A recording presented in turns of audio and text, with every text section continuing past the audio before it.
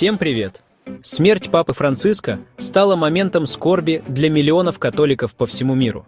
Пока верующие молятся и вспоминают его наследие, в Риме уже начались приготовления к следующему важному этапу в жизни католической церкви – выбору нового папы. Кардиналы, находящиеся в Ватикане, были собраны на совещание.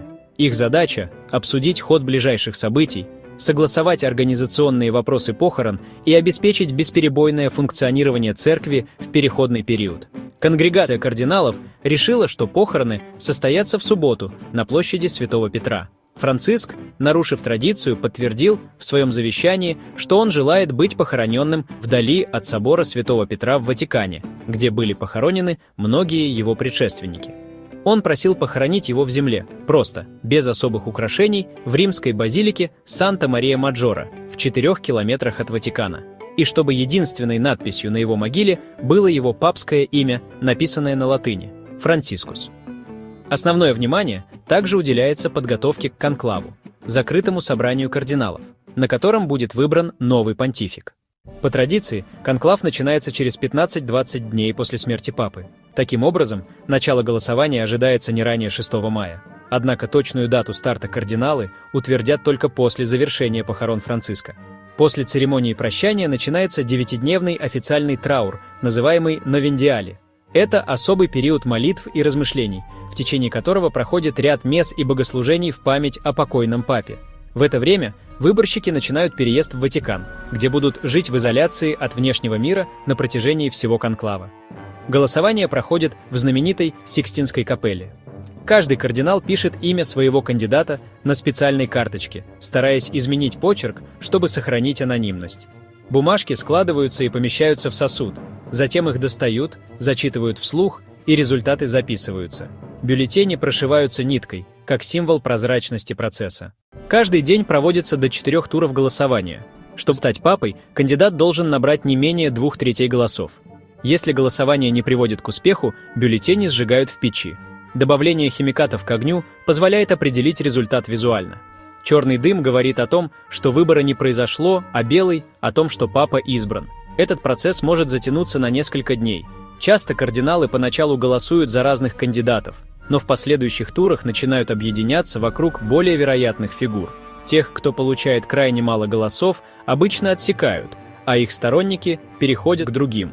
В перерывах между голосованиями происходят неформальные обсуждения. Здесь формируются альянсы, высказываются мнения и постепенно кристаллизуется консенсус.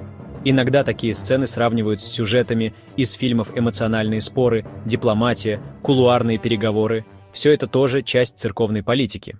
Когда один из кандидатов получает нужное количество голосов, к нему подходит декан коллегии кардиналов и задает вопрос: «Примешь ли ты это избрание?»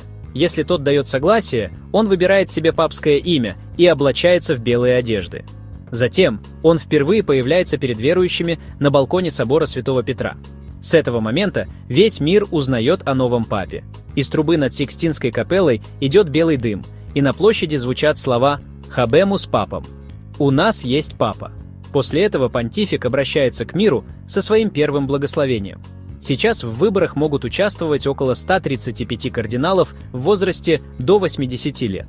Это, конечно, непростое решение, и голосования могут продолжаться несколько дней, прежде чем появится долгожданный белый дым. На данный момент нет ярко выраженного фаворита. Франциск оставил после себя церковь, которая прошла через значительные преобразования. Он боролся с коррупцией в Ватикане, усилил меры по борьбе с насилием в рядах духовенства и не боялся идти на конфликт с традиционалистами. Его открытость по отношению к различным сообществам, включая ЛГБТК+, вызывала противоречивые реакции. Особенностью понтификата Франциска стало то, что он сделал акцент на глобальность церкви. Он назначал кардиналов не только из Европы, но и из регионов, где католицизм только начинает активно развиваться. Это Азия, Африка, Латинская Америка. Благодаря этому сейчас примерно 80% кардиналов-выборщиков – это те, кого назначил именно Франциск. Это, однако, не гарантирует, что его преемник будет придерживаться таких же взглядов, но вероятность этого, конечно, выше. Сегодня Европа по-прежнему доминирует в коллегии выборщиков, но ее влияние постепенно снижается, если в 2013 году европейцы составляли 52%, то теперь около 39%. На втором месте Азия и Океания примерно 20%.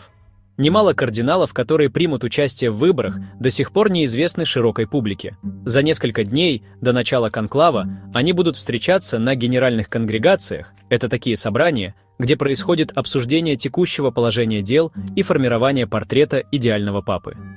Эти встречи важны не только с точки зрения формальностей, вот именно в ходе таких разговоров кардиналы лучше узнают друг друга, обсуждают вызовы, стоящие перед церковью, и начинают формировать общее понимание того, кто сможет возглавить католический мир в ближайшие годы. Интересно, имя следующего папы будет Петр? А как вы думаете? Поделитесь в комментариях и подпишитесь на канал. Всем спасибо и до встречи!